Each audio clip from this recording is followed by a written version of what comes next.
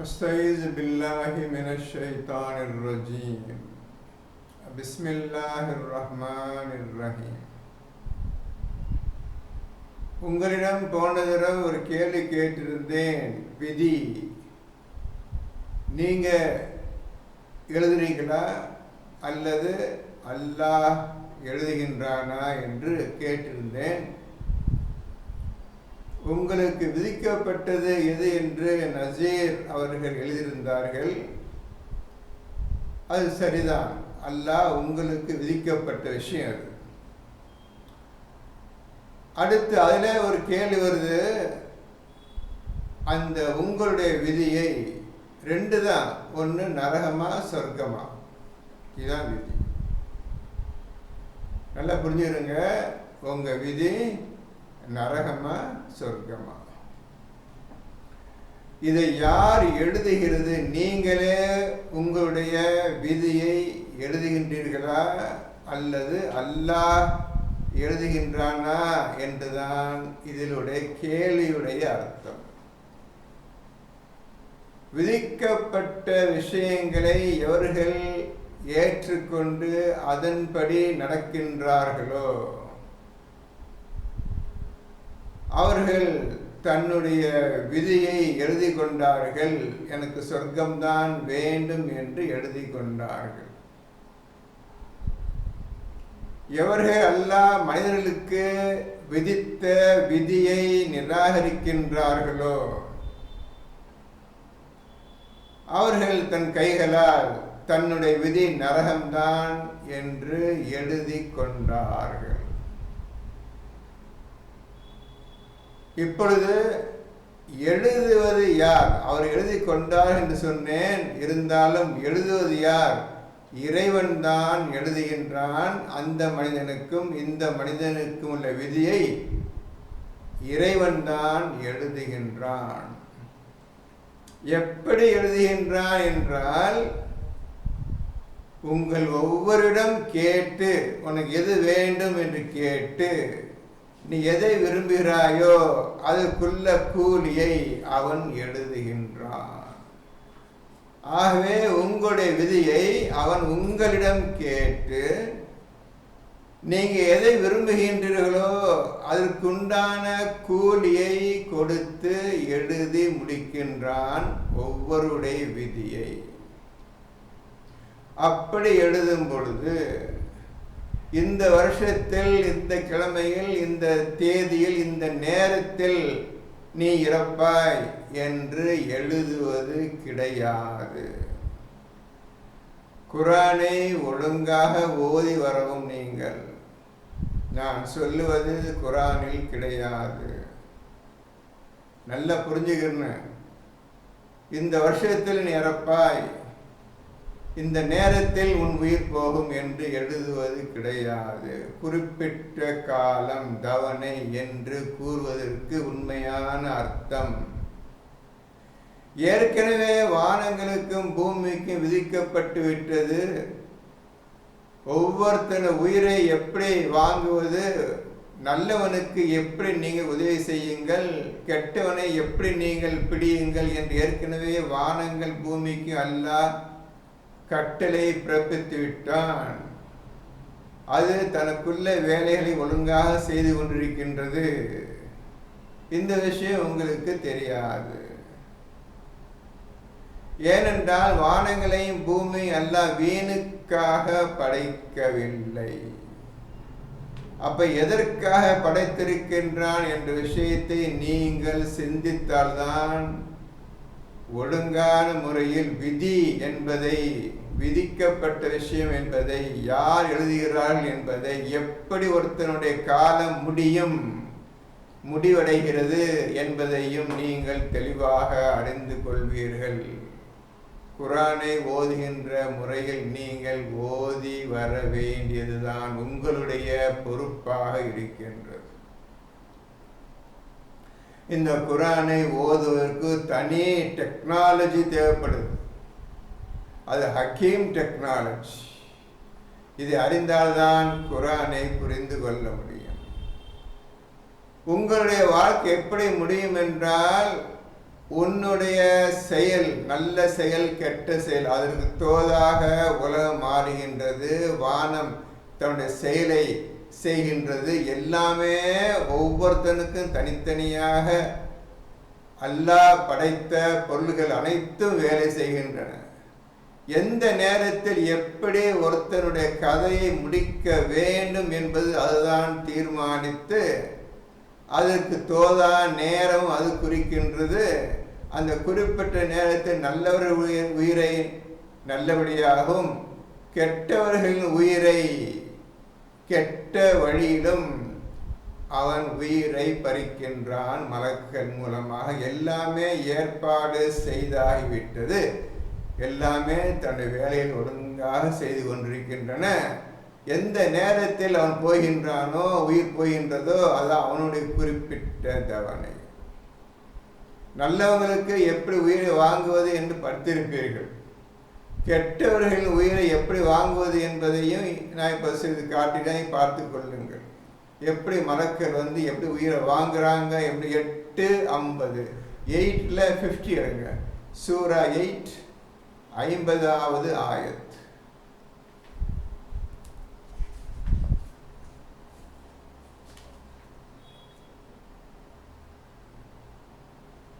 படிங்க, எல்லாத்திட்டீங்களா? 8வது சூறால 50வது ஆயத்.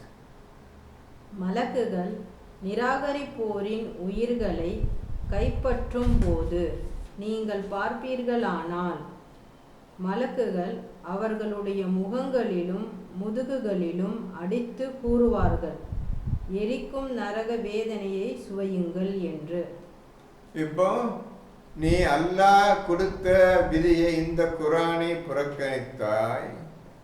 இப்போ உனக்குள்ள தண்டனை பூர்த்தியாகிவிட்டது, உன்னுடைய உயிரை வெளிப்படுத்துங்கள் என்று அவர்கள் அடித்து, முதுகிலும் முகங்களை அடித்து உயிரை பறிப்பார். அப்படி பறிக்கும் பொழுது நீ எந்த நிலை இருக்கின்றாயோ, எப்படி மலக்களிலும் நீ முறையிடுகின்றாயோ, மலக்கள் உன்னிடம் பேசுகின்றார்களோ, இதை நீ உண்மையான மூமினாக இருந்தால், நீங்கள் இருந்தால் மலக்கள் பேசுவதையும் இவன் மலக்கள் முன்னால் அலறுவதையும் நீங்கள் கேட்பீர்கள் உங்கள் காதுகளால். உண்மையான மூமினா இருந்தால் அவன் உயிர் போகும் நேரத்தில் நீங்க பக்கத்தில் இருந்தீங்கன்னா, மலக்கள் எப்படி அடிக்கிறாங்க, எப்படி கத்துறாங்க, என்ன பேசுறாங்க, மலக்கள் என்ன பேசுகிறார்கள், இவன் என்ன பதில் சொல்லுகிறான், அனைத்தையும் நீங்கள் கேட்கலாம், நீங்கள் முத்தகீனாக இருந்தால். அப்போ உயிர் போற நேரம் எப்படி கெட்டவங்க உயிர் போகும், இந்த மாதிரி மலக்கு உயிர் வாங்குறாங்க.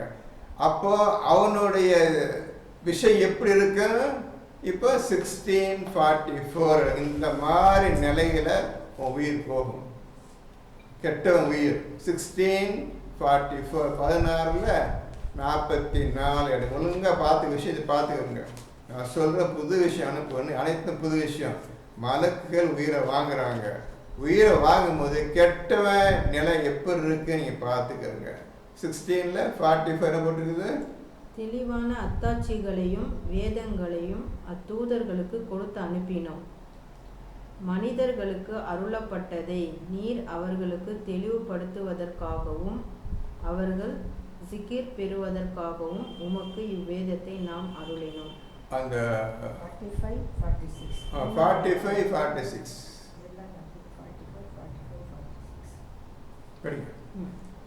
45. தீமையான சூழ்ச்சிகளை செய்யும் அவர்களை பூமி விழுங்கும்படி அல்லாஹ் செய்ய மாட்டான் என்றோ. இப்போ நான் புரிஞ்சுக்கணுங்க. இப்போ தீயவன் வந்துட்டாங்க, குர்ஆனுக்கு விரோதம் தன் வாழ்க்கையை நடத்தி முடிக்கப் போகின்றான். இப்பொழுது எந்தெந்த முறையில் அவன் உயிரை பறிக்கப்படும் என்று அல்லாஹ் சொல்லுகின்றான். என்ன முதல் என்ன, தீமையான சூழ்ச்சிகளை செய்யும் அவர்களை பூமி விழுங்கும்படி. பூமி விழுங்கும்படி, அப்படி உள்ள பூமிக்கு இழுத்துறான் அவனை. கேட்ட இந்த மாதிரி ஒரு பொசிஷன், இந்த மாதிரி ஒரு நிலைமையில் அவன் உயிரை போகும். அந்த சமயத்தில் மலக்குகள் அவன் இந்த மாதிரி சொல்லி உயிரை பறிப்பார்கள். இது 1. 2. அல்லது அவர்கள் அறியா புறத்தில் இருந்து அவர்களை வேதனை வந்து அடையாதென்றோ. நீ ஒன்று எங்கேருந்து வேதனை வரும் சொல்ல முடியாது. அறியா புறத்திலிருந்து திடீரென்று என்ன விதமான வேதனை வரும், எப்படி உயிரை பறிக்கும் என்று சொல்ல முடியாது. ஆக்சிடென்ட் ஆகலாம், கஷ்டப்படலாம், துன்பப்படலாம், வியாதியில் மாட்டிக்கலாம், எப்படி ஒன்று வந்து பிடிக்க போகுதுன்னு தெரியாது. இதெல்லாம் வானங்களும் பூமியும் செய்யும் உங்களுக்கு அந்த கெட்டவனுக்குள்ள சூழ்ச்சி. எப்படி உயிரை பறிக்கணும், எந்த வகையிலே கொண்டு போனவனை எப்படி மாட்ட வைக்கணும், மாட்ட வச்சு ஒரு குறிப்பிட்ட நேரம், அந்த நேரத்துக்கு கரெக்டாக மலக்குகளும் இறங்குவார்கள், அவன் உயிரையும் பறிப்பார்கள். ஒரு நிமிஷம் முந்தவும் மாட்டார்கள், ஒரு நிமிஷம் பிந்தவும் மாட்டார்கள். இதுதான் உண்மையான அர்த்தம். நீங்கள் தப்பாக நினச்சிட்டு இருப்பீங்க, இத்தனை வருஷத்துல இந்த வயசுல இந்த மாதிரி எழுதி வச்சிருப்பா நினச்சிருப்பீங்க. அப்படி கிடையாது. எப்போ உயிர் போகும்னு சொல்ல முடியாது. ஏற்கனவே இந்த பூமியின் வானங்களை தீர்மானிக்க ஒவ்வொருத்தருடைய வாழ்க்கை வழிமுறைக்கு வாழும் பொழுது எப்படியெல்லாம் உதவி செய்யலாம், அல்லது கெட்டவனுக்கு எப்படியெல்லாம் தீங்கு விளைவிக்கலாம் என்றெல்லாம் ஒழுங்காக உங்களுக்கு உதவி செய்து கொண்டே இருக்கின்றது இந்த வானங்களும் பூமியும். அவற்றை அல்லாஹ் வீணுக்காக படைக்கவில்லை. மேலும் மலக்குகளும் உங்களுக்கு உதவி செய்து கொண்டிருப்பார்கள். இப்போ அறியா புறத்திலிருந்து அவனை எந்த விதமான வேதனை அவனை சூழ்ந்து கொள்ளா இருக்குன்னு. அடுத்து 3, அல்லது அவர்களின் போக்குவரத்தின் போதே அல்லாஹ் அவர்களை பிடிக்க மாட்டான். வெளியே வீட்டு வெளியே போறீங்கப்பா, காலையிலும் போறீங்க, இரவிலும் போறீங்க, எல்லாத்துக்கும் போறீங்க. நீங்க ரோட்ல போயிட்டு இருக்கும்போது உங்களுக்கு உயிர் போக நினைச்சிட்டு கண்ணா பார்த்துட்டு இருக்கீங்களா? எவ்வளோ ஆக்சிடென்ட், எவ்வளோ அடிப்பட்டு மிதிப்பட்டு உயிர் போகுது. அந்த அடிப்பட்டு மிதிப்பட்டு உயிர் போகிற சமயத்தில் மலக்க வந்துடுவாங்க, உங்கள் உயிரை பறிப்பாங்க. நல்லா புரிஞ்சுக்கிறோங்க. மலக்க எந்த வரான புரிஞ்சுக்கிறோங்க. எல்லாமே தீர்மானிக்கப்பட்டு நேரம், காலம், வயது, நேரங்கள், எந்த இடம் எல்லாமே தீர்மானிக்கப்பட்டு விட்டது. தீர்மானிக்கப்பட்டு முடிய மலக்குகள், உயிரை வாங்கக்கூடிய மலக்குகள் இறங்குகின்றார்கள், அவர்களுடைய உயிரை பறிக்கின்றார்கள், அவனுடைய கதை முடிகின்றது. இப்படிதான் ஏற்கனவே அல்லாஹ் எழுதி வைத்து விட்டான். உன்னுடைய விதியை நீ என்ன விரும்புறியோ அது விருப்பப்படியே எழுதுறப்பா என்று அல்லாஹ் எழுதுகின்றான். நீங்கள் சொல்லுகின்றீர்கள், அல்லாஹ் நீங்க சொல்வதை கேட்டு எழுதுகின்றான். நல்லா புரிஞ்சுக்கிறீங்க. உங்களுக்கு கேட்டதே அதுதான் விதியை. உனக்கு என்னப்பா வேணும், சொர்க்கம் வேணுமா, நரகம் வேணுமா, நல்ல அருமையான மௌத்து வேணுமா, அடிப்பட்டு மிதிப்பட்டு இந்த மாதிரி உனக்கு மௌத்துமே கேட்டு அப்புறம் என்று அச்சமற்றவர்களாக இருக்கிறார்களா? இப்படியாக நடக்காது என்று அச்சமற்றவர்களாக பயம் இல்லாம இந்த உலகம் வாழ்கிறீர்களா என்று அல்லாஹ் இந்த குரானை புறக்கணித்து வாழ்கின்ற மக்களை பார்த்து கேட்கின்றான். அல்லாஹ் அவ்வாறு செய்தால் அவனை அவர்கள் இயலாமல் ஆக்க முடியாது. நீங்க ஒன்றும் செய்ய முடியாது. இந்த உலகத்தை உங்க இஷ்டப்படியே வாழ்ந்ததுனால அல்லாஹ்வை இயலாமல் ஆக்கிவிட முடியாது. உங்களை ஒரு கால தவணை வரை விட்டு வைக்கின்றான், அதுக்கு பின்ன உயிரை வாங்குகின்றான். நீ எல்லாம் ஒன்றும் செஞ்ச முடியாது, எல்லாம் ஜெயிக்க முடியாது. அல்லது அவர்கள் அஞ்சிக் கொண்டிருக்கும் பொழுதே அல்லாஹ் அவர்களை பிடிக்க மாட்டான் என்று அச்சமற்றவர்களாக இருக்கிறார்களா? இப்படி அல்லாஹ் கேட்கிறான். நீங்க அஞ்சி கொண்டிருக்கும் பொழுது நீங்க அச்சமற்றவர்களாக இருக்கின்றீர்களா? நீங்க அப்ப பிடிக்க மாட்டேன்னு நினைச்சிருக்கீங்க? நீங்க உங்க உயிரை பிடிக்க மாட்டோம், வாங்க மாட்டோம் நினைச்சிட்டு இருக்கிறீங்களா என்று அல்லாஹ் இந்த முறையில், இந்த வழிமுறையில் இவருடைய உயிர்கள் பறிக்கப்படும். மலக்குகள் 8:50 படி முகத்திலும் முதுகிலும் அடித்து உதைத்து அந்த சமயத்திலேயே உயிரும் போகும், எல்லாம் போகும். அவனுடைய கதை முடிந்தது. இப்படிதான் அல்லாஹ் தேதியையும் வருஷத்தையும் நேரத்தையும் தீர்மானிக்கவில்லை. தீர்மானிப்பு அனைத்து வானங்களும் பூமியும் தீர்மானிக்கின்றன. இவனுடைய செயலை பார்த்து இந்த வானங்கள் பூமி வீணுக்காக படைக்கப்படவில்லை என்பதை நீங்க சிந்திச்சாதான், ஒழுங்கா போதுனாதான் நான் சொல்லுவது உங்களுக்கு ஒத்துக்கொள்ளக்கூடியதா இருக்கும், புரியும் உங்களுக்கு. நான் குரான்லே கிடையாது, நம்ம சொல்றோம் எப்படி உங்களை ஒருத்தனை மௌத் போகுதுன்ட்டு. அதனால இந்த வருஷத்துல இத்தனை மணி நேரத்துல இந்த தேதியில போவான்னு சொல்லுறது சரியா அபத்தம். ஒழுங்கான முறை கிடையாது. எப்படியா சிந்திச்சாதான் குரான் ஒழுங்காக ஓதுனாதான் உங்களுக்கு தெரியும் எப்படி ஒருத்தர் உயிர் போகிறது என்று. சின்ன வயசுலையும் போகலாம், நடு வயசுலையும் போகலாம், வயசான காலத்திலும் போகலாம். நீங்கள் நல்லவனாக இருந்தால் நல்ல முறையில், கெட்டவனாக இருந்தால் கெட்ட முறையில் தான் உயிர் போகும். ஒரு விஷயம் புரிஞ்சுக்கிறீங்க. நீ உண்மையான மூமினாக இருந்தீங்கன்னா, குரானை ஓது விஷயம் புரிஞ்சுருந்தீங்கன்னா, மலக்கள் வந்து உயிரை பறிப்பதை நீங்கள் கண்ணால் பார்க்கலாம். 8:50 8:50 ஸ்டார்ட் பண்ணுங்க. நீ பார்ப்பீராயின் அந்த வார்த்தை படிங்க. 8:50 ஸ்டார்டிங். அவர்களுடைய முகங்களிலும் முதுகுகளிலும் அடித்து கூறுவார்கள். மலக்குகள் நிராகரிப்போரின் உயிர்களை கைப்பற்றும் போது நீங்கள் பார்ப்பீர்களானால். நல்லபடியா நீங்கள் இப்ப 10-15 கேட்டுக்கிறீங்க. உண்மையான மூமினா அல்லாஹ்வுக்கு பயந்து இந்த குர்ஆனை பின்பற்றி நடப்பீர்களாயின், உங்கள் வீட்டில் உள்ளவர்கள் அல்ல சொந்தக்காரர்கள் தெரிந்த உயிர் போகும்போது பக்கத்தில் இருந்தால் அந்த அடித்து உதவி கண்ணால் பார்ப்பீர்கள். நீங்கள் பார்ப்பீர்கள். நீங்கள் நல்லா போய் நீங்கள் எல்லாம் மனிதர் பார்க்கலாம். எது மலக்கள் வந்து உயிரை வாங்குறது நீ கண்ணால் பார்க்கலாம். அவங்க மலக்கு என்ன கேள்வி கேட்குறாங்க, கண்ணால் உனக்கு குர்ஆன் வந்துச்சு என்ன செய்தாய், கேள்வி கேட்டது அடித்து உதச்சி அவனை உயிரை வாங்குவாங்க. நீங்கள் பார்ப்பீர்களாயின் நல்ல வார்த்தை தான் கவனித்து ஓதும். 8:50 நீங்கள் பார்ப்பீர்களாயின் பார்த்தால் நம்ம படிக்கிறது. மலக்குகள் அவர்களுடைய முகங்களிலும் முதுகுகளிலும் அடித்து கூறுவார்கள். அடித்து கூறுவார். என்ன கூற போறாங்க? என்ன நீ கேட்கலாம். நீ என்ன கேட்கலாம்? எரிக்கும் நரக வேதனையை சுவையுங்கள் என்று. எரிக்கும் நரக நெருப்பின் வேதனை சுவையுங்கள், உங்களுக்கு தீர்மானிக்கப்பட்டது, நரம் தீர்மானிக்கப்பட்டு விட்டது என்று கூறி உயிரை வாங்குவார்கள். அப்படி பார்த்தோம் எவன் கிடையாது.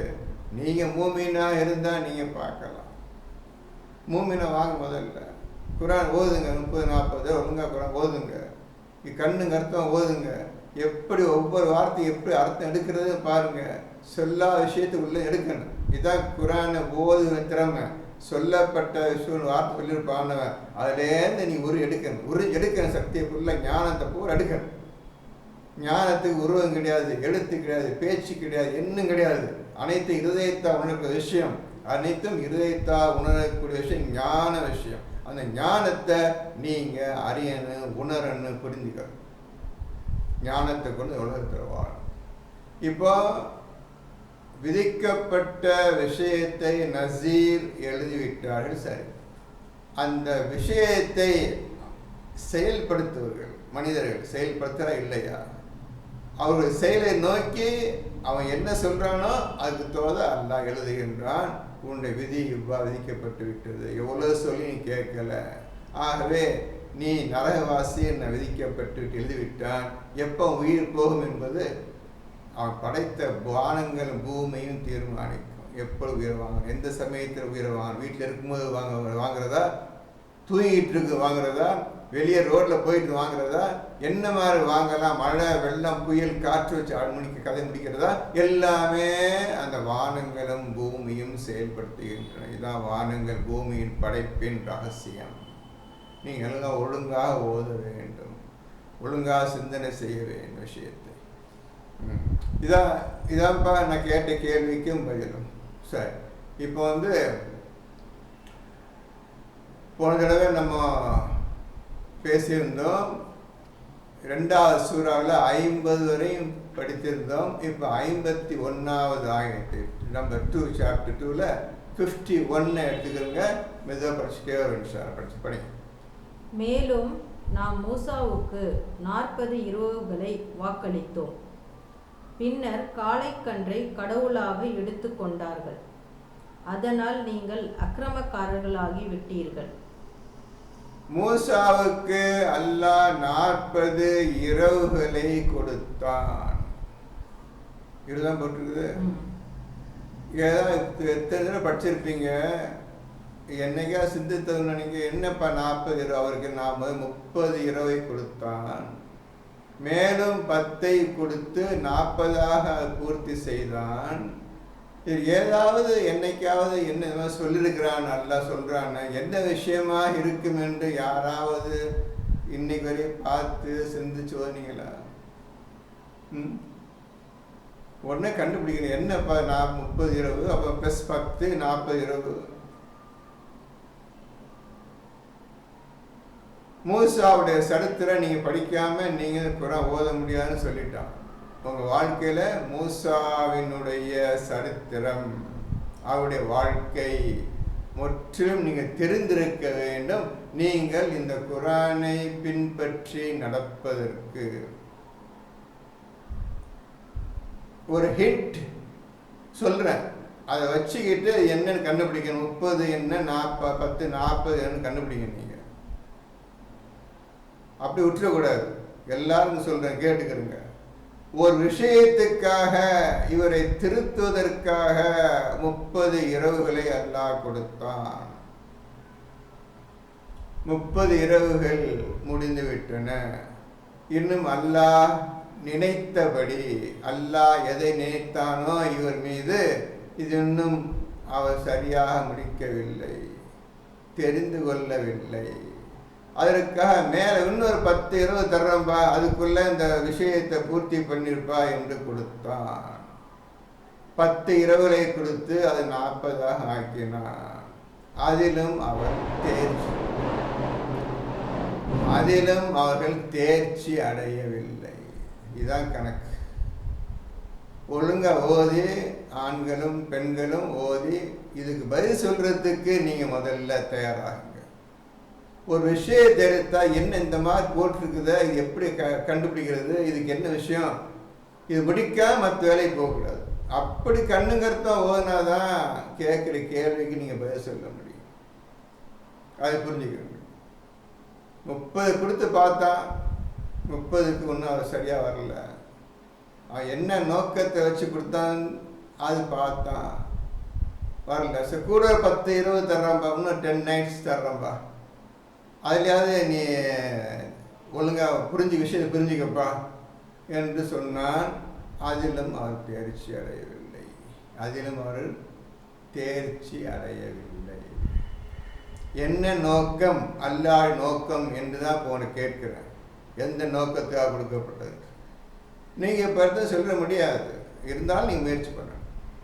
அப்படியே விட்டுறக்கூடாது. அதை தெரிஞ்சுக்கிட்டாதான் நீங்க ஓத முடியும். அது சொல்லிடுறேன்.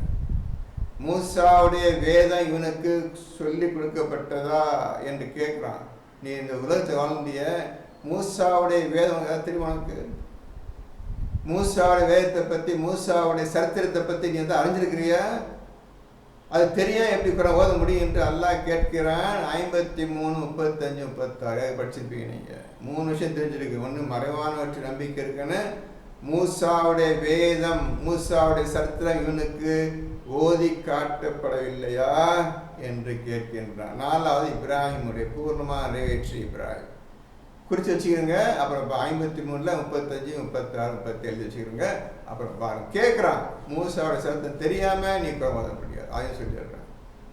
தெரிஞ்சிருக்கேன், மூசா சரித்திரம் தெரிஞ்சிருக்கேன், இந்த குரான் நம்புறதுக்கு ஓதுறதுக்கு. அப்புறம் 11 17 11 17 அதை எழுதிக்கிறோங்க. மூசாவுடைய புஸ்தகம், மூசாவுடைய சரித்திரம் படிச்சிருக்கோம். இப்போ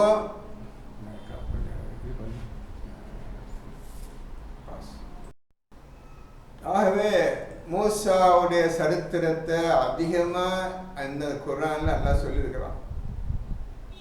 எதற்காக சொல்லப்பட்டது என்று இப்ப புரிஞ்சிருக்கு. மூசாவுடைய வேதம், மூசாவுடைய சரித்திரங்கள் சொல்லப்படவில்லையா? அதை கேட்கறதுக்கு காரணம் எல்லா இடத்துலையும் மூசாவை பற்றி அடிக்கடி வருது. உங்களுக்கு நன்மைக்காக மூசாவை கொடுத்துருக்குறான். அதை புரிஞ்சுக்கிறீங்க. அவர் மனிதர், நீங்கள் மனிதர்.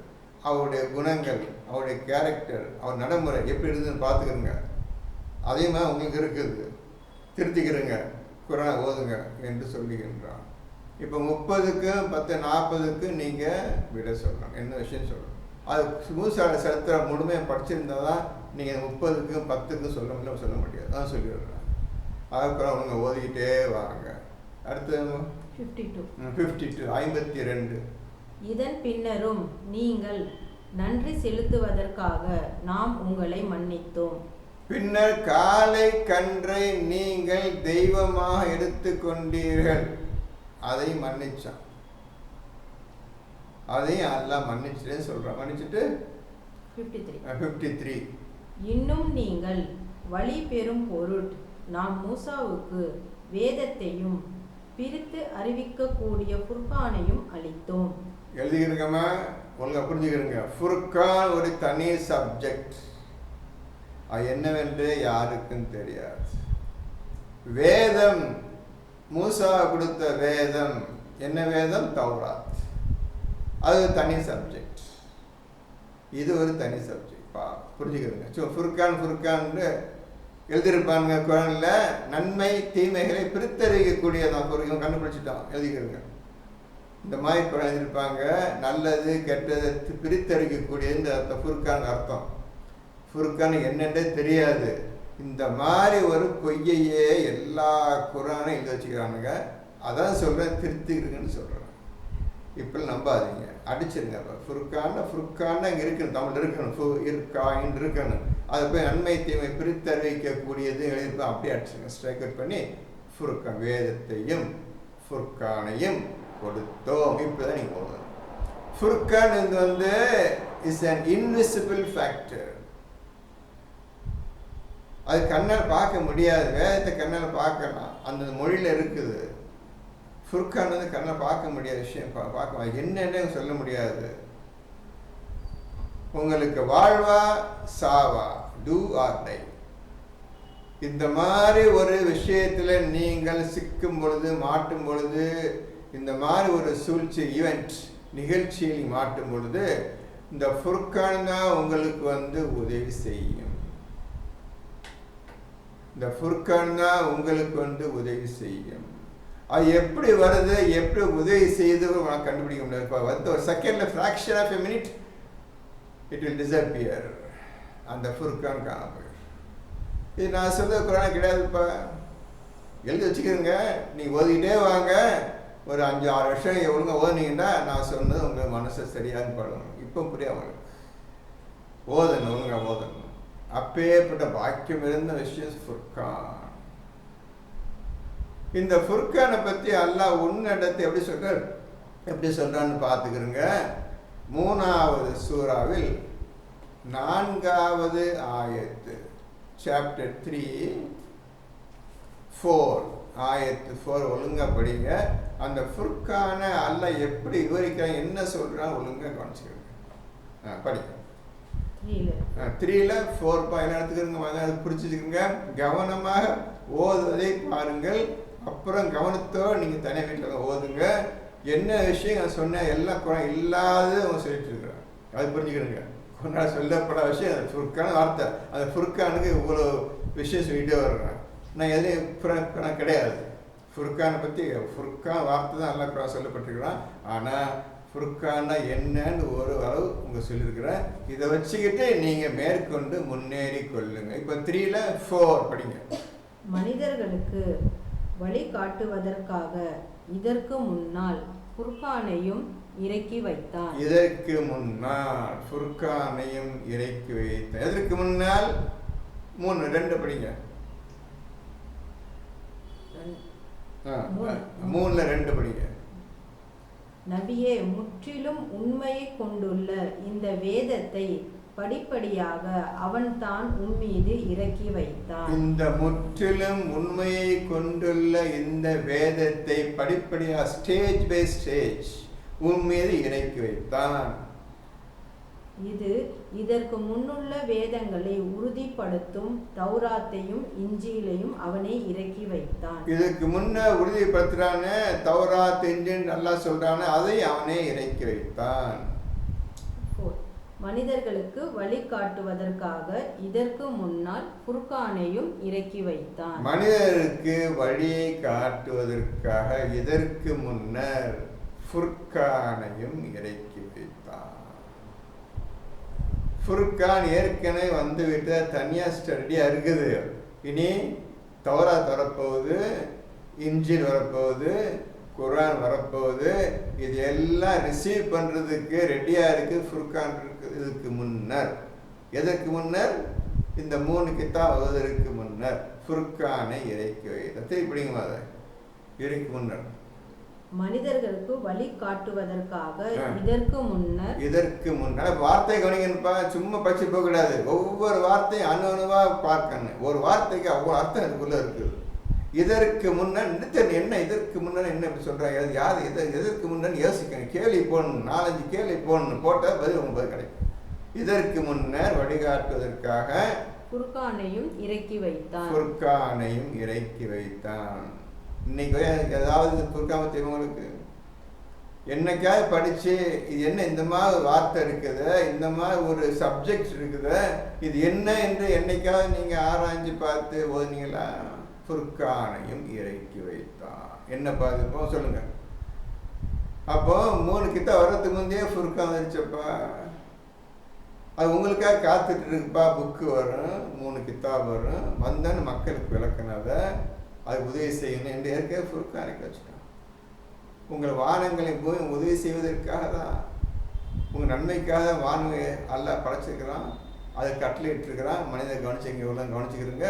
நல்லவனுக்கு நல்லோட உதவி செய்யுங்க, காப்பாற்றுங்க. கெட்டவனை எந்த சமயத்தை பிடிக்கணும் பிடிச்சிருங்க, அழிச்சிருங்கன்னு ஏற்கனவே வானத்துக்கு பூமிக்கு கட்டளையிட்டாச்சு.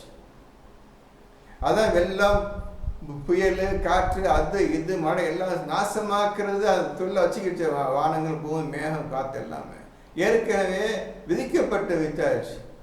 வானங்கள், பூமியே இந்த மாதிரி நீங்கள் நடந்து கொள்ளலாம். மனிதர்கள் ஒழுங்காக நடந்தால் அதுக்குள்ள கூலி, விரோதமாக நடந்தால் அதுக்குள்ள கூலி நீங்கள் செய்து கொள்ளுங்கள் என்று அல்லாஹ் ஏற்கனவே விதியாகி விட்டு விட்டார். அதே போலதான் இப்போ குர்ஆன் வரும், இன்ஜில் வரும், தௌராத் வரும். இந்த ஃபுர்கானும் தனியாக வந்திருக்குது, ரெடியாக இருக்கு. உங்க உதவி செய்யறதுக்காக உட்காந்துருக்கு. அப்படிங்க. ஆகவே எவர் அல்லாவின் வசனங்களை நிராகரிக்கின்றார்களோ அவர்களுக்கு கடும் தண்டனை உண்டு. ஆகவே அல்லாவின் வசனங்களை எவர் நிராகரிக்கின்றார்களோ அவர்களுக்கு கடுமையான தண்டனை உண்டு. இந்த ஃபுர்கான்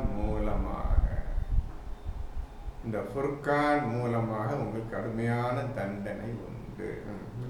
அல்லாஹ் யாவரையும் மிகுத்தோனாகவும் தண்டிப்பவனாகவும் இருக்கின்றான். அல்லாஹ் யாவற்றையும் உணர்ந்தவனாகவும் அனைத்தையும் தண்டிப்பவனாக இருக்கின்றான். இப்போ ஃபுர்கான் எழுத்து குர்ஆன்ல வருது. இப்போ ஓதும்போது ஒழுங்கு கவனிச்சு ஓதுங்க. இப்போ ஃபுர்கானை கொண்டு தான் உங்களுக்கு விளக்கமோ எல்லாம் சொல்ல போறான்றவன். இப்போ 8வது சூறாவில் 29 26 பாருங்க. 8 சூறா 8 எடுங்க. 8வது சூறாவில் 29 26 தெரியாது, பார்த்துக்கோங்க. அது ஃபுர்கான் வார்த்தை தான் பார்த்துக்கிறங்க. என்ன தமிழில் என்ன போட்டால் பார்த்துக்கிறங்க.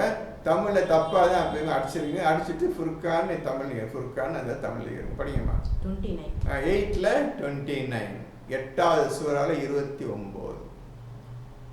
நம்பிக்கை கொண்டவர்களே, நீங்கள் அல்லாஹ்வுக்கு அஞ்சி நடந்து கொள்வீர்களானால் அவன் உங்களுக்கு ஃபுர்கானையும் கொடுப்பான். நல்லா புரிஞ்சுங்க. நம்பிக்கை கொண்டு நடப்பீர்களாயின் அவன் உங்களுக்கு ஃபுர்கானையும் கொடுப்பான். இப்போ வேத புத்தகத்தை கேவச்சிட்டுக்கிறீங்க. உன்னை துறக்கல படிக்க என்னன்னு தெரியல. நீ உண்மையிலே நம்பிக்கை கொண்டு இதன் படக்க வேண்டும் என்று நீங்க விரும்பினால் உங்களுக்கு ஃபுர்கானை கொடுப்பான். அது நல்லது கெட்டது எல்லாம் போட்டிருக்குது. எதெல்லாம் நீங்க செய்யணும்னு போட்டிருக்கு, எதெல்லாம் செய்யக்கூடாது என்று அல்ல நன்மை தீமைகளை அதை போட்டு வச்சுட்டா. புராண போட்டாச்சு. இதெல்லாம் செய்யுங்க, இதெல்லாம் செய்யாதீங்க. உண்மையிலேயே இந்த குர்ஆன் படி நடக்க வேண்டும் என்று நீங்கள் முடிவு செய்து அதன்படி நடப்பீர்களாயின் உங்களுக்கு ஃபுர்கானை உங்களுக்கு கொடுப்பான். என்னென்னு ஃபுர்கான் என்னன்னு தெரியாது. வேதமே உங்களுக்கு ஒன்றும் தெரியல, நமக்கு தெரியல. எங்க ஃபுர்கானை பார்க்க போறீங்க நீங்க? உண்மையை சொல்றேன், கேட்டுக்கிறங்க. என்ன குர்ஆன்ல போட்டிருக்குது நல்லா கவனிச்சுக்கிறங்க. நம்ம என்ன செய்யறோம் அதையும் பார்த்துக்கிறங்க. முடிவு உங்க கையில் இருக்குது. விதியை நீங்க தான் தீர்மானித்து கொண்டிருக்கின்ற. இன்னைக்கு வரையும் உங்களை விதியை நீங்கள் தான் தீர்மானித்து கொண்டிருக்கின்றீர்கள். அறகுறையா படிப்பேன், இதற்காக முழு நேரத்தை செலவு செய்ய மாட்டேன் என்று எவன் ஒருத்தன் இந்த புத்திமதியோடு ஓதுகின்றானோ அவன் கதை முடிந்தது. நான் குரானுக்காக தான் 24 மணி உட்காந்துருக்கிறேன், அதற்காக தான் நான் வாழ்ந்துட்டு இருக்கிறேன், இதுதான் முக்கியம் எனக்கு. எவன் அந்த அளவின்படி குரானை ஓதுகின்றானோ அவனுடைய விதி நல்லதாக மாற்றப்பட்டு விட்டது. நல்ல விதியாக நீ எழுதி கொண்டிருக்கின்ற ஒவ்வொரு நாளும் உங்கள் விதியை நீ எழுதி கொண்டே இருக்கின்றீர்கள். இன்னைக்கு இவ்வளவு நேரத்தை வேஸ்ட் பண்ண, இவ்வளவு நேரத்தை குரான் ஓதுனேன், அறகுறையாக தான் ஓதுனேன், சரியாக சிந்திக்காமல் ஓதுனேன், எதை பற்றி யோசனை எல்லாம் ஓதுனேன், பேருக்காக ஓதுனேன், எல்லாம் உங்கள் செயல். உங்கள் செயல் தான் உங்களுடைய விதியை தீர்மானிக்கின்றது. உங்களை கேட்டு தான் அவன் எழுதிக்கிட்டே வரான். உங்களுடைய விதி 2 வலது பக்கமும் இடது பக்கம் 2 மலக்கள் உட்காந்து எழுதிட்டு வர்றாங்க. நல்லதை வலது பக்கம், கெட்டதை இடது பக்கம் எழுதிட்டே வர்றாங்க. உங்களை சுற்றி சூழ்ந்து கழிச்சே எந்த தப்பிக்க முடியாது. நீங்கள் அல்லாவை இயலாமல் ஆக்கிவிட முடியாது, அல்லாவை நீங்கள் ஜெயிக்க முடியாது. அதையும் புரிஞ்சுக்கிறது. இப்போ ஃபுர்கானுக்கு 2 ஆயத்தை சொன்னேன், 3 ஆயத்தை படிச்சுட்டீங்க, மேற்கொண்டு நீங்கள் செஞ்சீங்க. 54. இப்போ 54, 2வது சூறாவில் 54. மூசா தம் சமூகத்தாரை நோக்கி, என் சமூகத்தாரே, நீங்கள் காளை கன்றை வணக்கத்திற்காக எடுத்து கொண்டதன் மூலம் உங்களுக்கு நீங்களே அக்கிரமம் செய்து கொண்டீர்கள். ஆகவே உங்களை படைத்தவனிடம் பாவ மன்னிப்பு கோருங்கள், உங்களை நீங்களே மாய்த்து கொள்ளுங்கள், அதுவே உங்களை படைத்தவனிடம் உங்களுக்கு நன்மையாகும் என கூறினார். இப்போ இந்த மாதிரி உதவி செய்து, உங்களுக்கு நல்லது செய்து, கடலை பிளந்து உங்களை காப்பாற்றி உங்க கண்ணு முன்னாலே உங்களுடைய விரோதி ஃபிரௌனை தண்ணீர் மூழ்கடித்து அவனை கதை முடித்தோம். இவ்வளவு செய்து நீ காளைக்கன்றை தெய்வம் எடுத்துக்கொண்டீர்கள், அதையும் அல்லாஹ் மன்னித்தான். பிறகு அல்லாஹ் புத்தகத்தையும் ஃபுர்கானையும் கொடுத்தான். இருப்பினும் நீங்கள் செய்வது அநியாயமாக செய்யுங்க தவிர அல்லாஹ்வுக்கு நன்றி செலுத்தக்கூடிய வகையில் நீங்கள் நடந்து கொள்ளவில்லை. இவ்வளவு தூரம் சொல்லி அவன் எந்த அல்லாஹ்வுடைய பாதையிலிருந்து தவறி மூசா சொன்னதை விட்டு விலகி தனக்குத்தானே இஷ்டப்படி வாழ்ந்து கொண்டிருந்தார்கள் இஸ்ரேலிய மக்கள். உங்களை நீங்களே மாய்த்து கொள்ளுங்கள், உங்களை நீங்களே மாய்த்து கொள்ளுங்கள், உங்களே நீங்கள் கொலை செய்து கொள்ளுங்கள் என்று அல்லாஹ் அந்த யூதர்களை பார்த்து சொல்லுகின்றான். அதுவே உங்களை படைத்தவனிடம் உங்களுக்கு நன்மையாகும் என கூறினார். இவ்வளவு அநியாயம் பண்ணீங்கள, அந்த அநியாயம் பண்ணதுக்கு நீங்களே உங்களை சாகடித்துக் கொள்ளுங்கள், இதுவே உங்களுக்கு நன்மையாகும் என்று அல்லாஹ் அவர்களுக்கு கூறினான். அவ்வாறே நீங்கள் செய்ததனால் அவன் உங்களை மன்னித்தான். அவ்வாறு நீங்கள் செய்ததினால் அவன் உங்களை மன்னித்தான். இது என்ன புரிஞ்சுக்கிட்டீங்க? இதில் என்ன புரிஞ்சுக்கிட்டீங்க? இதில் அவங்க செத்துட்டாங்க, அவங்களையும் மாய்த்திட்டாங்க. திரும்ப அல்லாஹ் உயிர் கொடுத்து அவங்கள உயிர் கொடுத்து எழுப்பினான். அவங்க சொன்ன மாதிரி செஞ்சாங்க, பின்ன உயிர் கொடுத்து எழுப்பினான். சரி, நான் சொல்ல இந்த இதாக செய்தீங்களே என்று மன்னித்தான் அவர்கள். இது நடந்த விஷயம், உண்மை விஷயம், குர்ஆன் போடப்பட்டிருக்கின்றது. இதேதான் இப்ராஹிம் விஷயத்திலே உள்ள ஒரு நுழைகின்றது. அது நான் சரி, அப்புறம் இருக்குதா, உங்களை மாய்த்து கொள்ளுங்கள் என்றால் சிலரை தவிர மற்ற யாரும் செய்யவில்லை என்று ஒரு ஆயத்து வரும். 4வது சூறாவிலையா அல்லது சரி இருக்கட்டும், இப்போ தேர்க்க முடியாது பாருங்க, எல்லாம் சொல்கிறேன். இதே மாதிரி அல்லாஹ் சொல்கிறான், இப்போ நீங்களே உங்களே மாய்த்து கொள்ளுங்க என்று கூறினால் சிலரை தவிர யாரும் செய்ய மாட்டார்கள் என்று வரும் ஒரு வார்த்தை வரும். இந்த நான் சொன்ன வார்த்தை வரும். அது நான் இப்போ ஆயத்தையும் மறந்துட்டேன், சூறாவையும் டக்குன்னு நினைவு வரல. அப்புறம் பார்த்தவங்க சொல்லுகின்றேன். சரியா? நீங்களே கண்டு சொல்லுங்க. நிச்சயமாக அவன் தௌபாவை ஏற்று மன்னிப்பவனாகவும் பெரும் கருணையுடையனாகவும் இருக்கின்றான். நிச்சயமாக அவன் உங்களுடைய தௌபா, உங்களுடைய பாவ மன்னிப்பை ஏற்று மன்னிக்க கூடியவனாக இருக்கிறான். இவ்வளவு அநியாயம் பண்ணி மல்ல மன்னிச்சுக்கிட்டே வர்றான்ப்பா இஸ்ரேல் மக்களை. என்னென்ன அநியாயம் பண்ண அவ்வளோ மன்னிச்சுக்கிட்டே வர்றான்ப்பா. அதான் ஆச்சரியமாக இவ்வளவு பண்ணி அவங்க கடைசி வரை அல்லாஹுக்கு எந்த நன்றியும் செலுத்தவில்லை, அல்லாஹு பயப்படவும் இல்லை. இன்று வரை ஆயிடுச்சு 2000 3000 வருஷம் 3000 வருஷம் ஆச்சு. இன்னைக்கு வரை அவங்க அல்லாஹ் விரோதமாக செஞ்சுட்டு இருக்கிறாங்க. 55. இன்னும் நீங்கள் மூசாவே, நாங்கள் அல்லாவை கண்கூடாக காணும் வரை உம்மீது நம்பிக்கை கொள்ள மாட்டோம் என்று கூறினீர்கள். இப்போ கடைசி இந்த மாதிரி பேச ஆரம்பிச்சிட்டானுங்க இஸ்ரேலுக்காரங்க. மூசாவே, நீ அல்லா அல்லான்னு சொல்லிட்டுக்கிற, அது கண்ணால் பார்க்கணும், அந்த ஆளை கொண்டு வா. நான் பார்க்காத வரை நம்பவே மாட்டேன். கண்ணால் பார்த்த பிறகு தான், அல்லான்னு காட்டின பிறகுதான் நாங்கள் உன்னை நம்புவோம் என்று அந்த இஸ்ரேலி மக்கள் மூசாவிடம் சொன்னார்கள். அப்பொழுது நீங்கள் பார்த்து கொண்டிருக்கும் போதே உங்களை ஓர் இடி முழக்கம் பற்றி கொண்டது. ஒரு இடி முழக்கம். அல்லாஹ்க்கு இந்த விஷயம் பிடிக்காது. பார்க்கணும், அவன் உருவம் இருக்குது, இந்த மாதிரி பேசுகின்ற பேச்சு அல்லாஹ் பிடிக்கவே பிடிக்காது. கடுமையான கோபத்தை ஆயிடுவாங்க. பார்த்து கொண்டு பேச முடிய மகத்தான் இடி முழக்கம் உண்டு அவரை பற்றி பிடித்து கொண்டது. 56. நீங்கள் நன்றியுடையராய் இருக்கும் பொருட் நீங்கள் இறந்த பின் உங்களை உயிர்ப்பித்து எழுப்பினோம். அந்த இடி முழக்கத்துல நீங்கள் அனைவரும் இறந்து போய்விட்டீர்கள். நீங்கள் திருப்பியும் நன்றி செலுத்துவீர்கள் என்ற எண்ணத்தால் உங்களுக்கு உயிரை கொடுத்து, 2வது உயிரை கொடுத்து நான் உங்களை வாழ வைத்தோம், மன்னித்தோம். இப்போ நான் கேட்டேன்ல, உங்களுக்கு உயிரை மாய்த்து கொள்ளுங்கள் என்று கூறினார். சிலரை தவிர யாரும் செய்ய மாட்டார்கள் என்று அல்லாஹ் கூறினானே, அது பெரிய ஹிஸ்டரியில் சேர்ந்தது. 4வது சூறாவில் 66 66 4ல் 66 எடுங்கள், அதில் படியுங்கள். அதில் நிறைய விஷயங்கள் இருக்குது. இந்த இறந்து போன ஒரே காரணத்துக்கு அதுக்கு மட்டும் அந்த இப்போ படித்து காட்டுறேன்.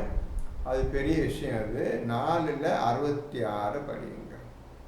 மேலும் நாம் அவர்களை பார்த்து, நீங்கள் உங்களை வெட்டி மாய்த்து கொள்ளுங்கள் அல்லது உங்களுடைய வீடுகளிலிருந்து வெளியேறி விடுங்கள் என்று கட்டளை இட்டிருப்போமானால். இப்போ அல்லாஹ் சொல்றான், உங்களையே வெட்டி நீங்கள் உங்களையே கொலை செய்து மாய்த்து கொள்ளுங்கள் அல்லது வீட்டை விட்டு வெளியேறுங்கள் என்று நாம் உண்மையான மூமின்களுக்கு சொல்லுவோமானால், உண்மை இருந்தால் இப்படி சொல்லுவோமானால், அவர்களில் சிலரை தவிர மற்றவர்கள் அவ்வாறு செய்திருக்க மாட்டார்கள். இப்போ மூமின் யாரு, உண்மையான மூமின் யாரு, ஃபேக் டூப்ளிகேட் பொய்யானதுக்கு தெரிஞ்சு போச்சு. சில 1-2 பேரை தவிர மற்ற யாரும் அந்த மாதிரி செய்தே இருக்க மாட்டார்கள். தங்களை தாங்களே வெட்டி மாய்த்து கொண்டிருக்க மாட்டார்கள், வீட்டை விட்டு வெளியேறிக்க மாட்டார்கள். 1-2 பேரை தவிர என்று அல்லாஹ்வே குறிப்பிடுகின்றான். இப்படியாக உங்களுக்கு சோதனை வரும். குர்ஆன் எடுத்துக்கொண்டீர்கள், நீங்கள் அனைவரும் ஓதுகின்றீர்களே, உண்மையான மூமினா இருக்கின்றாயா இல்லையா என்பதை இப்பொழுது உங்களை இந்த சோதனை கொண்டு உங்களை சோதிப்பான். இந்த சோதனை வரும்போது தயாராக இருங்க. வெளியே போசனா போயிருங்க. உங்களை வெட்டி கொள்ளுங்களா வெட்டி கொள்ளுங்க. இது தயாராக இருக்கிறீங்களா? இந்த மாதிரி சோதனை வரும்பா, ரெடியா? இது எதை நோக்கி போகுதுன்னு கேட்டால் இப்ராஹிமுடைய ஹிஸ்ட்ரியை நோக்கி போகுது. ஷார்ட்டாக சொல்லிடுறேன். இப்ராஹிம் விஷயம் வரும்போது ஒழுங்காக வழக்கமாக சொல்லிடுறேன். இப்போ நான் சொல்கிற விஷயங்கள் அவ்வளோ புதிய விஷயம் விடாமல் எழுதி சொல்கிறதெல்லாம் எழுதிக்கிறேங்க. சும்மா உட்கார்ந்து சோம்பேறி உட்காந்து நோட்டு புக்கும் பேனா எப்பவும் கையில் இருக்கவங்க அனைவரும் கையில் இருக்கு. இப்ராஹிம் ஒரு கனவு காண்கின்றார். தன்னுடைய மகன் இஸ்மாயிலை பலி இடுவதாக கனவு காண்கின்றார். நல்லா புரிஞ்சுக்கிறீங்க. எப்பேற்பட்ட சோதனை இப்ராஹிமுக்கு. இப்பொழுது அந்த கனவை பற்றி அவர் எந்த பயம் கவலையோ படவில்லை. விளையாடி கொண்டிருக்கும் பையன் இஸ்மாயில், முதல் மகன், சின்ன வயசு பையன் தான். அப்போ இஸ்மாயில் சின்ன வயசு. அவரை பலியிடுற மாதிரி நபி இப்ராஹிம் கனவு கண்டார். உடனே பையனை பார்த்து 37 90 பார்க்க பையனை பார்த்து, மகனே இந்த மாதிரி ஒரு கனவு கண்டம்பா என்று மகனிடம் சொல்லுகின்றார் தந்தை இப்ராஹிம். மகன் அந்த சிறிய வயது பையன் என்ன சொன்னார் தெரியுமா? அல்லாஹ் இட்ட கட்டளையை ஒழுங்காக பூர்ணமாக்குங்கள், நிச்சயமா நான் பொறுமையுடனாக இருக்கின்றேன் என்று நபி இஸ்மாயில் தன் தந்தையிடம் கூறினார். சரிப்பா கூட்டி போனாரு. அவர் பலியிடறதுக்காக எல்லாமே செஞ்சிட்டார். கவலை இவரும் கவலைப்படல, பையனும் கவலைப்படல. இது அப்புறம் பலியிட்டா எல்லாம் அப்புறம் பார்த்துக்கிறோம். சொன்னதை செய்கிறது தான் உங்களுடைய நம்முடைய வேலை. அல்லாஹ் ஒரு கட்டளை இட்டால், ஒரு கட்டளை உங்களுக்கு இட்டால் அதை அடுத்த கடமையை நீங்கள் செய்து முடிக்க வேண்டியதுதான் உண்மையான மூமின் முத்தக்கியினுடைய வேலை. இதை செய்வதற்கு நீங்கள் தயாராக இருக்க வேண்டும். இப்போ முடியாது. ஒரு 10 வருஷம் ஒழுங்காக ஓதுனீங்கன்னா அப்புறம் சரி அல்லாஹ்வுக்காக எதையும் செய்யணும்னு நீங்கள் முடிவெடுப்பீங்க. இந்த இப்ராஹிமுக்கு கனவு வந்தது. அவர் நிச்சயம் 60 வயசு 65 வயசு தாண்டி இருப்பார். ஏன்னா வயசான காலத்தில் முதல் பையனே பிறந்தார். அதனால இவ்வளோ வருஷம் கழிச்சு தான் சோதனையே வருது அவருக்கு.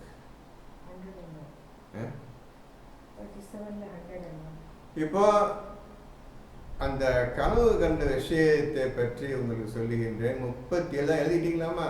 37 101 படிங்க. 37வது சூரா 37 chapter 37 101 படி.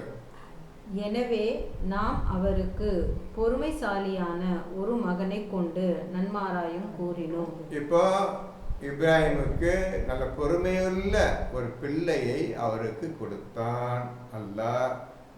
102 பின் அவருடன் நடமாடக்கூடிய வயதை அடைந்த போது, பாருங்க, சின்ன வயசு பிள்ளை தான், நடக்க இப்பதான் கையை பிடிச்சி அப்பா கையை பிடிச்சி நடக்க அந்த வயதில் நடந்து கொண்டிருக்கும். அந்த வயசு சின்ன வயசு, ரொம்ப இளம் வயசு. அவர் கூறினார், என் அருமை மகனே, நான் உன்னை அறுத்து பலியிடுவதாக நிச்சயமாக கனவு கண்டேன். இப்போ அந்த கையை பைய பிடிச்சிக்க நம்ம அப்பா நடந்து போயிட்டார்.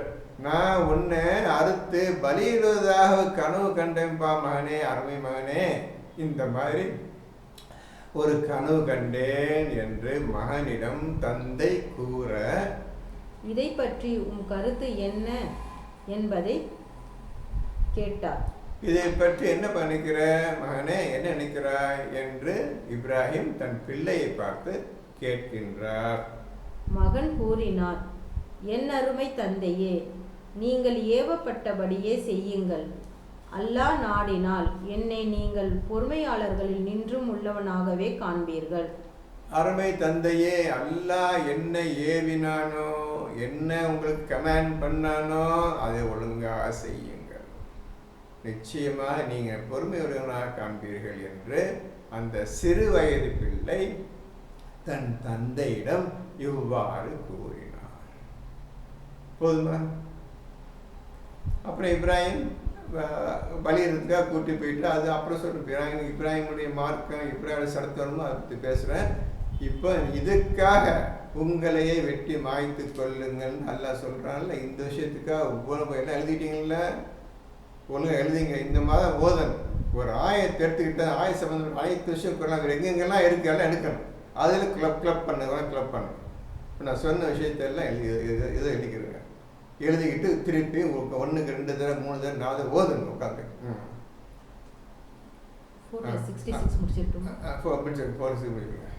அவர்கள் தங்களுக்கு உபதேசம் செய்யப்பட்டபடி நடந்திருப்பார்கள், ஆனால் அது அவர்களுக்கு நன்மையாகும். இப்போ உங்களையே வெட்டி மாய்த்து கொள்ளுங்கள், வீட்டை விட்டு வெளியேறுங்கள் என்று சொன்னதை செய்திருந்தால் அவருக்கு மிக்க நன்மையாக முடிந்திருக்கும். அவர்கள் மக்களுக்கு மிக்க நன்மையாக முடிந்திருக்கும். அவர்கள் நம்பிக்கையை மிகவும் உறுதிப்படுத்துவதாகவும் இருந்திருக்கும். அவர் நம்பிக்கையை மிக்க உறுதிப்படுத்துவதாக இருந்திருக்கும். இறந்து தன்னால் வெட்டிட்டு செத்தாலும் திருப்பி உயிர் கொடுத்து தான் போறான். உங்க நம்பிக்கையை நான் வீணாக்க மாட்டேன், நான் உங்க நம்புறேன் என்று பல்லா அந்த மக்களை பார்த்து கூறியிருப்பான். அவங்க நல்லதாக ஆயிருக்கேன், ஆனால் யாரும் செய்யவில்லை. இதுதான் இப்ராஹிமுடைய மார்க்கம். இப்ராஹிமுடைய மார்க்கத்தான் நீங்கள் அனைவரும் பின்பற்ற வேண்டும். ஆரம்பத்தில் சொல்லியிருந்தேன், ஒவ்வொரு ஆயத்திலும் இப்ராஹிமுடைய மார்க்கம் நகம் சதை போல் எலும்பும் தோல் கலந்துருக்கு. இப்ராஹிம் மார்க்கம் ஒவ்வொரு ஆயத்தையும் இப்ராஹிமுடைய மார்க்கம் கலந்துருக்கு. சாக்கை படிக்கும்போது ஓதுங்க, ஓதும்போது ஒழுங்காக ஓதுவீர்கள், ஆனால் நீங்கள் கண்டு கொள்வீர்கள். இப்ராஹிம் மார்க்கம் இல்லாமல் வாழ்க்கையே கிடையாது, இஸ்லாமிய வாழ்க்கையே கிடையாது. இப்ராஹிம் வாழ்க்கை இல்லாமல் ஒருத்தர் சொர்க்கம் போக முடியாது என்பதை நீங்கள் தெளிவாக தெரிந்து கொள்வீர்கள். 57. இப்போ திருப்பாங்க 2வது சூறாவில் 57 2:57. இன்னும் உங்கள் மீது மேகம் நிழலிடச் செய்தோம், மேலும் மன்னு சல்வா உணவை உங்களுக்கு இறக்கி வைத்து நாம் உங்களுக்கு அருளி உள்ள தூய்மையான உணவுகளிலிருந்து புசியுங்கள் என்றும், எனினும் அவர்கள் நமக்கு தீங்கு செய்து விடவில்லை, மாறாக தமக்குத்தாமே தீங்கிழைத்து கொண்டார்கள். அவர்கள் தெருவில் போகும்போது சரியான வெயில், அந்த இடத்துல மேகத்தை கொடுத்து நிழலிட செய்தான். இவ்வளவு மக்கள் உதவி செய்தாங்க. மேகம் எந்த குளிர்ச்சியா வெயிலுடைய வேகம் காப்பாற்றி குளிர்ச்சியாக வைத்து கொண்டால் மக்கள் அனைவரையும். மேலும் வானத்திலிருந்து மண்ணு செல்வா சொர்க்க சாப்பாடை கொடுத்தான். எனினும் போலையும் சாப்பிட்டுட்டு அவங்க அல்லாவுக்கு நன்றி செலுத்தலை, தமக்கு தாமே தீங்கிழைத்து கொண்டார்கள். மறுபடியும் அல்லாவுக்கு விரோதமாகவே அவர்கள் செயல்பட்டார்கள்.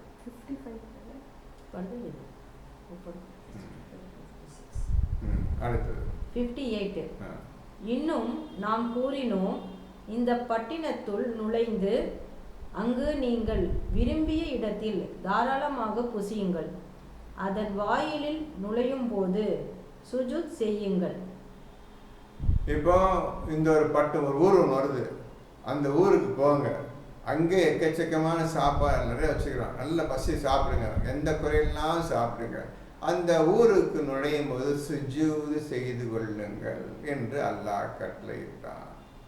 அவர்கள் சுஜூது செய்யலை, அல்லாஹ் நன்றி செலுத்த, அதுக்கு மாறாக தமக்கு தாமே தீங்கிழைத்து கொண்டு தேவையில்லாத வார்த்தைகளை அவர்கள் கூறினார்கள். ஹித்தத்துன் என்று கூறுங்கள், நாம் உங்களுக்காக உங்கள் குற்றங்களை மன்னிப்போம், மேலும் நன்மை செய்வோருக்கு அதிகமாக கொடுப்போம்.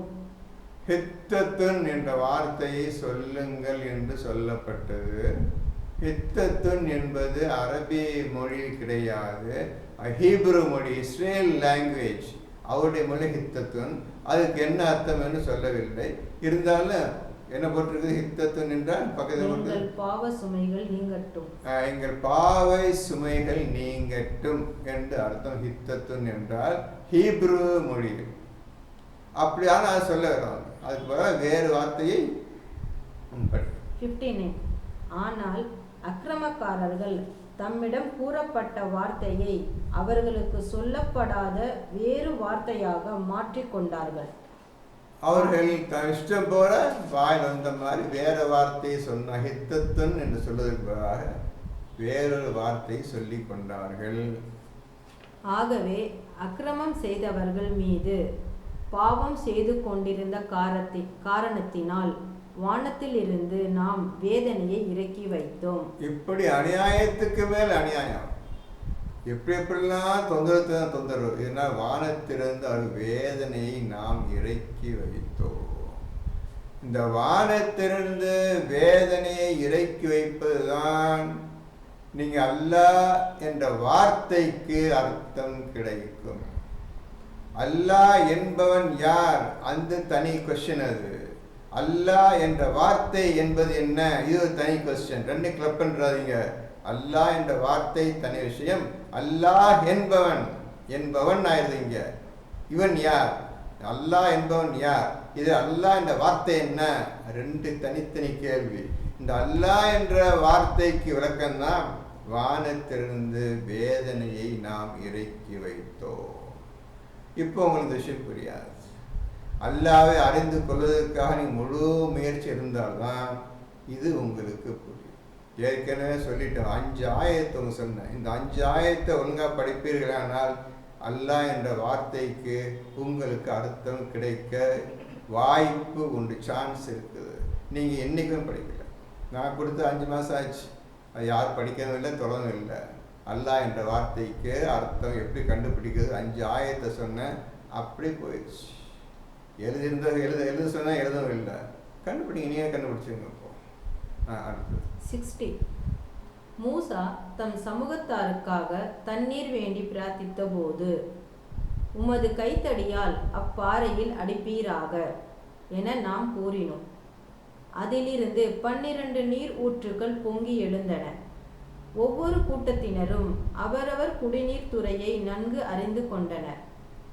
அல்லாஹ் அருளிய ஆகாரத்திலிருந்து உண்ணுங்கள், பருகுங்கள், பூமியில் குழப்பம் செய்து கொண்டு திரியாதீர்கள் என நாம் கூறினோம். மூசா தன் ஜனங்களுக்காக அல்லாஹ்விடம் பிரார்த்தனை செய்தார். தண்ணீர் கேட்டு அல்லாஹ் சொன்னா, உன் கைத்தடியால் இந்த பாறை அடியும். உடனே அடிக்கவே 12 ஊற்றுக்கள் பிரித்தோடின. அங்கு 12 விதமான இனங்கள் கொண்ட மனிதர் இருந்தார்கள். 12 விதத்தில் இருந்தார்கள். 12 ஜாதின்னு வச்சுக்கோங்க. அந்த 12 பேரும் தன்னுக்கு வேண்டிய வழியை புரிந்து கொண்டு அவங்க உணவு தண்ணீரை அருந்தினார்கள். 61. இன்னும் மூசாவே, ஒரே விதமான உணவை நாங்கள் சகிக்க மாட்டோம். ஆதலால் பூமி விளைவிக்கும் அதன் கீரையையும், அதன் வெள்ளரிக்காயையும், அதன் கோதுமையையும், அதன் பருப்பையும், அதன் வெங்காயத்தையும் எங்களுக்கு வெளிப்படுத்தி தருமாறு இறைவனிடம் எங்களுக்காக கேளும். இப்போ நல்ல சாப்பாடு வானத்தில் வந்துட்டு இருக்குது. அதெல்லாம் சாப்பிட்டு சாப்பிட்டு சலிச்சு போயிடுச்சான், வெறுத்து போயிடுச்சான், போர் அடிச்சிருச்சான் அவனுக்கு.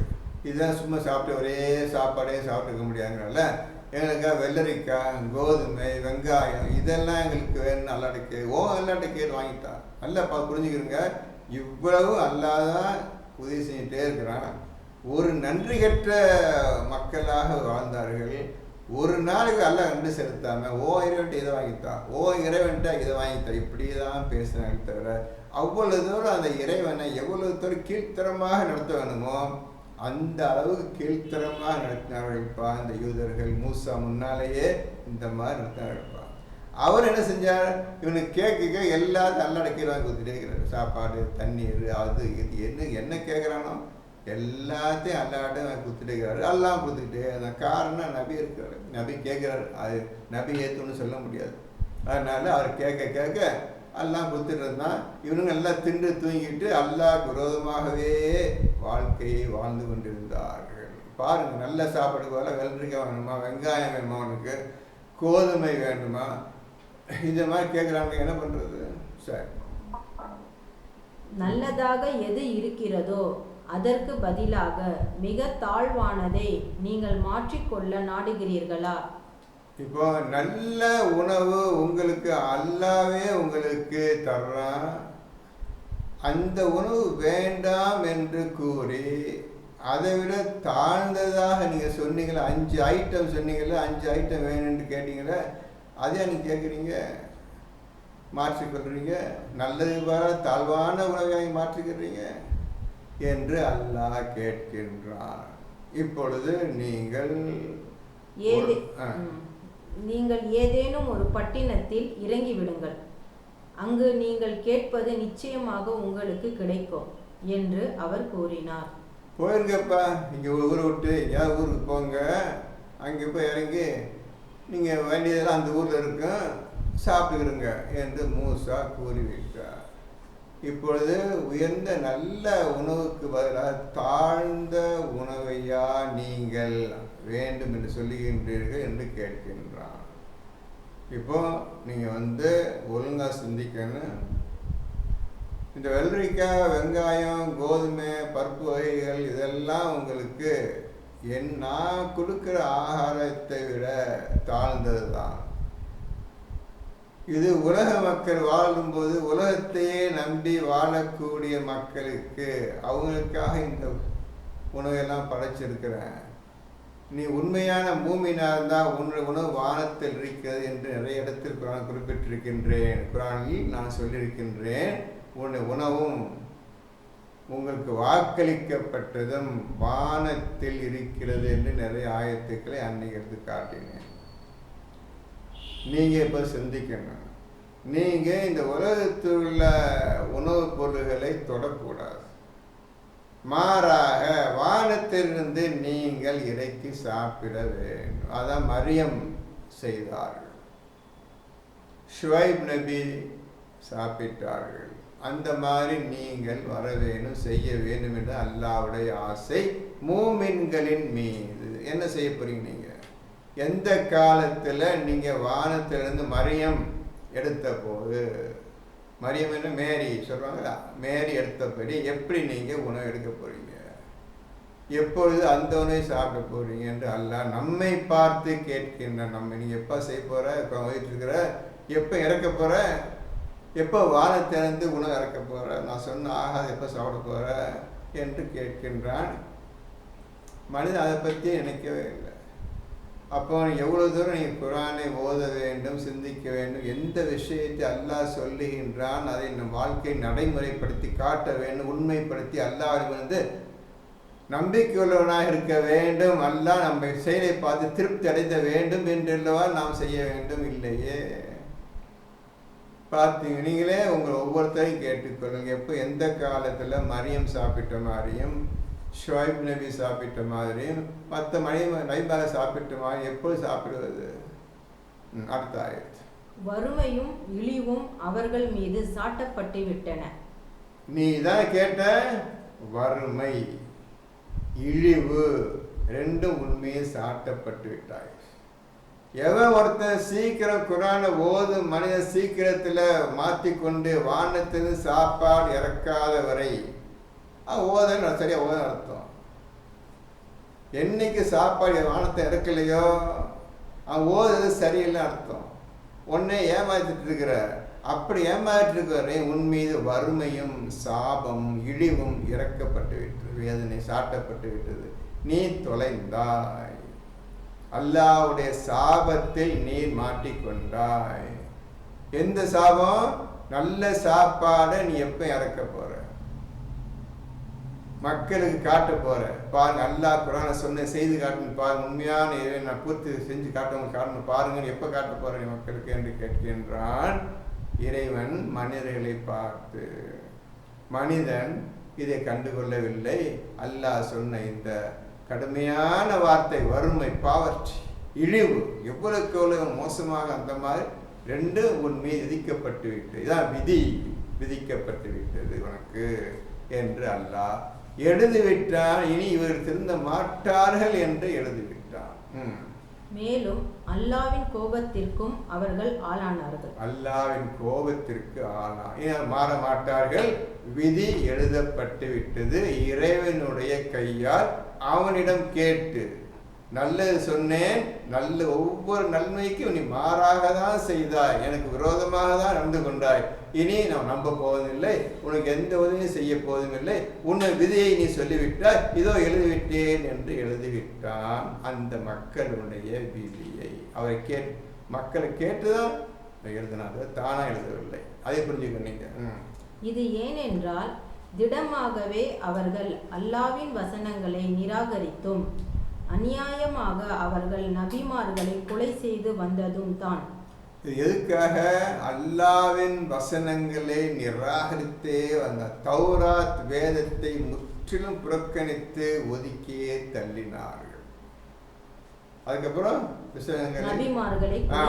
அநியாயமாக எல்லா நபிமார்களையும் கொலை செய்தார். மூசாவுக்கு பின்னர் வந்த நபிமார்கள் அனைவரையும் நிறைய பேர் கொலை செய்தார். அது ஊரை விட்டே தடுத்தடித்தார்கள். அப்படியாக ஒவ்வொன்றாக வரும் பொழுது கடைசியாக ஈசா நபி வந்தார். யாருக்காக வந்தார் ஈசா நபி? அந்த மக்களுக்காக, யூதர்கள், இஸ்ரேலிய மக்களுக்காக தான் வந்தார். அந்த நபி ஈசா நபி இஸ்ரேலிய மக்களுக்காக தான் வந்தார்.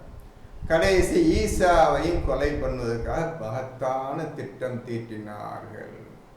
இவரை முடிச்சிருந்த இதில் தான் அல்லாஹ் ஈசாவை காப்பாற்றினான். தன் அளவில் உயர்த்தி கொண்டான். ஈசாவை தன்னளவு உயர்த்தி கொண்டான். பார்த்துக்கிறங்க, ஈசா நபி இவருடைய சமூகத்தில் சார்ந்தவர் கிடையாது. இவர் சொசைட்டியில் கிடையாது, இஸ்ரேல் சொசைட்டியில் கிடையாது. ஈசா நபி, ஈசா வேற விதமான வடித்தவன் வந்தவர். இப்போ இவர்களுக்கு எங்கள் இஸ்ரேல் மக்களால் தான் வரணும், வேறு யாரையும் அலோ பண்ண மாட்டோம் என்று கொலை பண்ணார்கள். ஈசா வேறு ஒரு சொசைட்டிலேருந்து வந்தவர், சமூகத்தை வந்தவர். இவரை தீர்த்து கட்டணும் என்று முடிவு செய்தார்கள் ஈசாவை. ஈசா முடிவு செய்ய வரும்பொழுது ஈசாவும் சுற்றி சூழ்ந்துக்கிட்டாங்க. இந்த சூழ்ந்து கொண்ட ஒருவரை ஈசா போல் அல்லாஹ் ஆக்கிவிட்டான். ஈசாவுடைய சாலை ஒருத்தனை ஆக்கிவிட்டான். ஈசாவை தன்னளவே உயர்த்தி கொண்டான்.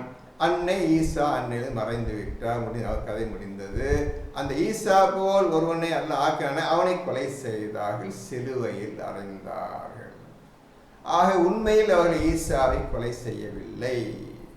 அவர் மாறாக அவங்க ஆளையே கொலை செய்து அவனையே சிலுவையிலும் அறைந்தார்கள். இதுதான் உண்மையான விஷயம். ஈசாவை கொலை செய்ய முடியாது, ஈசாவை மண்ணில் புதைக்கவும் முடியாது, ஒரு காலத்திலே முடியாது. மண்ணில் புதைக்க முடியாது ஈசாவை கொலை செய்யவும் முடியாது. நான் சொல்லி என்னை பதில் சொல்ல முடியும் யாராவது?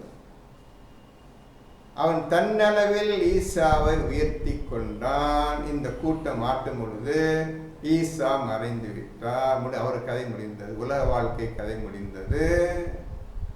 எவன் ஒருவனை ஈசா போல் உருவமாக்கினானோ இவன் தான் ஈசா என்று அவங்க ஆளையே கொலை செய்தார்கள்.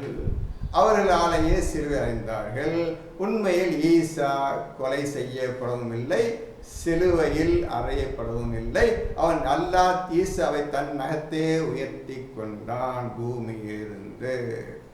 உங்களிடம் ஒரு கேள்வி, ஏன் ஈசாவை கொலை செய்ய முடியாது? ஏன் ஈசாவை மண்ணில் புதைக்க முடியாது? முக்கியமான ரொம்ப ஸ்பிரிச்சுவல் மேட்டர் இது. அழகான கேள்வி. நல்ல அறிவுடைய மக்களாக நீங்கள் இருக்கின்றீர்கள். இப்பொழுது இதற்கு நீங்கள் ஒழுங்கான பதில் சொல்லாத வரை வேறு எந்த விஷயத்தையும் என்ன பேசாதீர்கள். இதுக்கு பதில் சொல்லுங்க. அப்போ ஒரு கேள்வி கேட்டேன், அந்த கேள்விக்கு பதில் சொல்லுங்க. 30 இரவுகள் 10 இரவுகள். இப்போ ஈசாவை உயர்த்தி கொண்டு என்ன காரணம் சொல்லுங்க? என்ன காரணம் சொல்லுங்க? நபி முகமது கூட மண்ணுக்குள்ள போயிட்டார். எல்லா நபிமார்களும் மண்ணுக்குள்ள போய் தான் போய் கதை முடிச்சுப்பா. ஈசா மட்டும் மண்ணுக்குள் போகவில்லை, கொலை செய்யப்படவும் இல்லை, அவர் இறக்கவும் இல்லை, அது சிலுவையில் அறையப்படவும் இல்லை. என்ன காரணம்? கொஞ்சம் உங்க அறிவை நல்ல பக்கம் திருப்பினீங்கன்னா உடனே விடை கிடைத்துடும். ஆணுக்கும் பெண்ணுக்கும் விடை கிடைத்து விடும். சொல்லுங்க. ஏன்னா அவர் எந்த ஒரு துணை செஞ்சு அல்லாஹ் கொஞ்சம் சத்தம் போட்டு பேசுங்க. வளங்க, கொஞ்சம் சத்தம் பேசுங்க. வளங்க. எந்த ஒரு துணையும் என்று, அதாவது அல்லாஹ் சுப்ஹானஹு அவருக்கு எந்த ஒரு துணையும் என்று அல்லாஹ் சுப்ஹானஹு மரியம் அல்லாஹ் இந்த உலகத்துக்கு ஒண்ணு விளங்கலைமா பேசுங்க.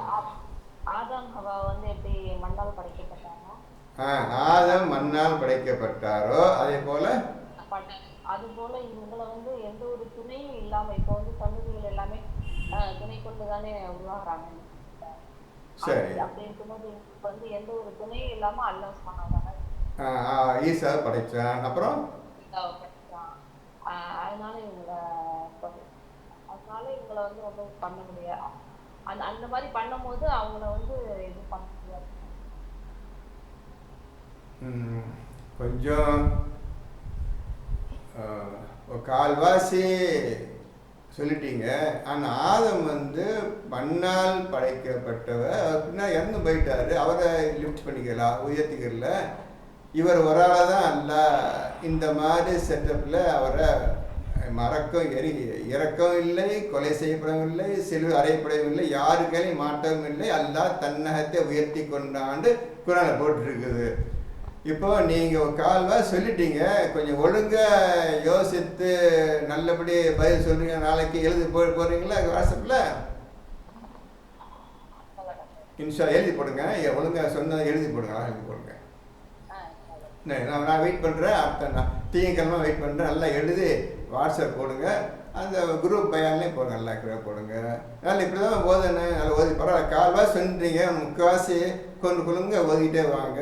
நல்ல வழியில் உங்களுக்கு விட அல்லாஹ் அறிவித்து தருவான். இன்ஷா அல்லாஹ். அல்லாஹ் உதவி செய்வான். அல்லாஹ் போதும். இந்த நிலை அவர்கள் மாறு செய்து வந்ததும் அல்லாஹ் விதித்த வரம்புகளை மீறிக்கொண்டே இருந்ததினால்தான் ஏற்பட்டது.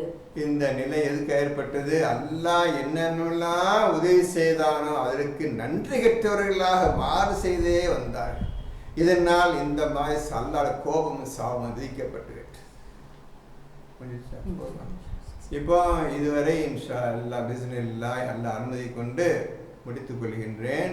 அடுத்த கிளாஸ் நம்பர் 62வது ஆயத்தை அடுத்த ஞாயிற்றுக்கிழமை பார்ப்போம். அதுவரை இன்ஷா சொன்ன ஓய்ட்டு வாங்க. 2 கேள்விக்கு ஒழுங்கான பதில் எனக்கு வேணும். 30 இரவுகள் 10 இரவுகள். இந்த கேள்வி கொலை செய்யப்படவில்லை, என்ன காரணம்? கொலை செய்ய முடியாதுன்னு சொல்லிட்டு மண்ணுக்குள்ளே அமுக்க முடியாதுன்னு சொல்லிட்டேன். இதுக்கு ஒழுங்கான அர்த்தத்தை சொல்லுங்கள். அவங்க சொன்னாங்க, இன்னும் கொஞ்சம் யோசிச்சு அழகான பதிலை நீங்கள் தாங்க. பிஸ்மில்லாஹ் அல்ஹம்துலில்லாஹி ரப்பில் ஆலமீன்.